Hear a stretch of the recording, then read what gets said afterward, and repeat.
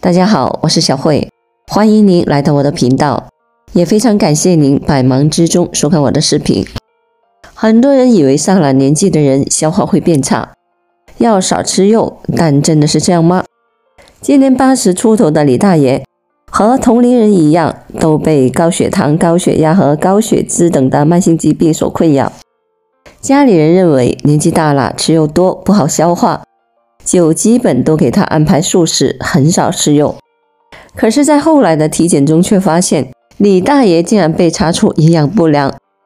医生问诊之后建议，以后要给李大爷的饮食中安排上肉类食物，之后再来复查。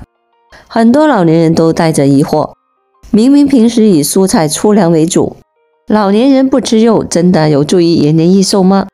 清华大学的一项研究或许会颠覆不少人的想法。清华研究，多吃肉或许会延长寿命。衰老领域顶级专业的期刊 Age Cell 发表了一项由清华大学医学院王昭课题最新的研究成果。研究以小鼠为实验体，以高脂饮食方式喂养。研究结果发现，高脂饮食可以预防胰岛素信号通路，改善了水体6缺乏小鼠的代谢异常，有效缓解多组织器官萎缩、功能紊乱，并明确可以挽救由此带来的寿命损失。人类从出生到死亡，身体仿佛经历了一次循环，从婴儿时期的虚弱到成年时期的强壮，又再到高龄时期的体能的衰弱。即使身体无重大的疾病，在高龄状态下，各组织器官也会出现结构异常以及功能下降。组织器官衰退无疑会给带来有肌少症、骨密度下降、心肾衰竭等的疾病。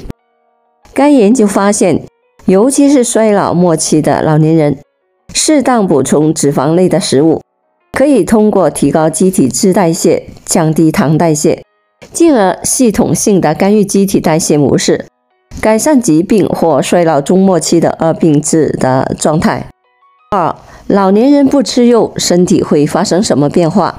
清华大学的这一研究打破了人们对于老年饮食的固有看法。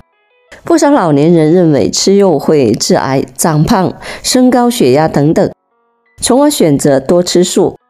但是长期的不吃肉反而会给身体带来不少伤害。降低免疫力。虽说蛋白质可以通过植物蛋白获取，但是肉类中含有的优质蛋白更容易的被人体所吸收。若是长期的吃素，当蛋白质摄入不足时，就会直接的降低免疫系统的抵御能力。缺铁性贫血。肉中含有的铁是血红素铁，是人体铁元素的重要来源。即使蔬菜中也含有铁元素，但含量不过是肉的1/10。经常不吃肉就可能会引发缺铁性贫血。容易长结石。植物性食物含有较多的草酸，而大量的草酸聚集在人体，易在体内发生钙化，从而形成结石。老年人吃肉吃对量很重要，但不是大快朵颐，毫无节制。专家表示，老年人的膳食原则要以食物多样、搭配合理、符合平衡膳食要求为主。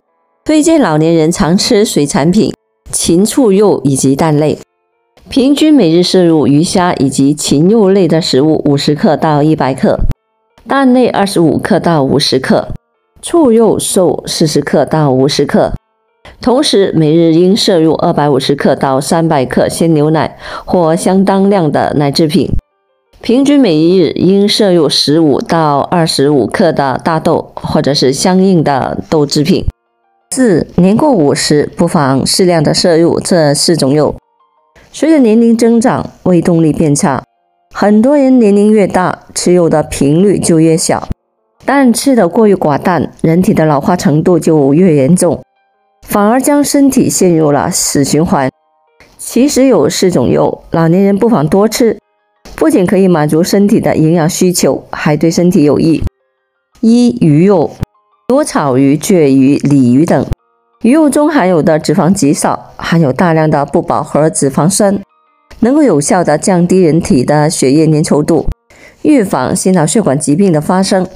此外，鱼类所含的营养成分还可以保护大脑，帮助改善记忆，避免骨质流失，这对身体都有好处。2. 牛肉。对于中老年人来说，可以在日常生活中适当的吃一些牛肉。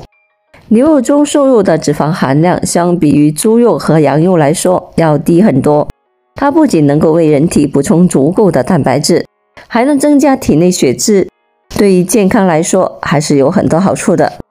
3. 禽肉。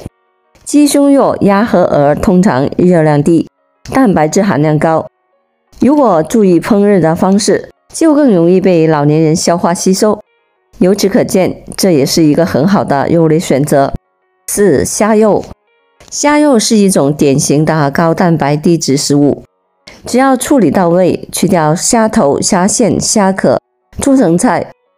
与那些难以咬掉、难嚼的肉相比，虾肉显然适合50岁以上的人，并不很建议吃虾壳。虽然虾壳中含有钙，但人体很难吸收。如果我们真的想补充钙，还是需要依靠虾肉。5. 千金难买老年瘦。老年人吃肉或延寿，在民间一直有着千金难买老年瘦的说法，认为老年人瘦点会更健康长寿。但其实研究证明，老年人吃肉反而可能会更加长寿。